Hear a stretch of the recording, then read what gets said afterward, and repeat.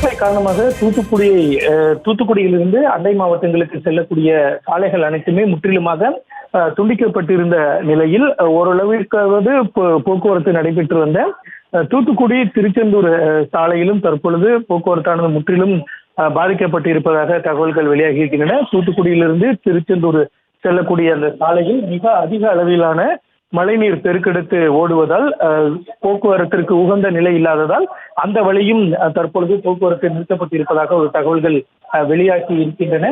குறிப்பாக தூத்துக்குடி மாவட்டம் முத்தையாபுரம் என்ற இடத்தில் அந்த சாலையிலேயே மிக அதிக அளவில் மழைநீர் தேங்கி சாலையில் ஓடுவதன் காரணமாக தொடர்ச்சியாக அந்த சாலை பயன்படுத்த முடியாத நிலை இருக்கிறது. இருப்பினும் ஒரு சிலர் வாகனங்களில் குறிப்பாக இருசக்கர வாகனங்களில் அந்த சாலையை கடந்து செல்வதற்கு ஒரு ஆபத்தான முறையில் முயற்சிகளை மேற்கொண்டு இருக்கிறார்கள். அந்த பகுதியில் நிறுத்தி வைக்கப்பட்டிருந்த வாகனங்கள் அனைத்துமே மூழ்கும் சூழலானது ஏற்பட்டு இருக்கிறது. குறிப்பாக நீர்நிலைகளில் இருந்த நீர்கள் பெருக்கெடுத்து சாலைக்குள் வந்ததும் இதற்கு ஒரு முக்கிய காரணமாக சொல்லப்படுகிறது.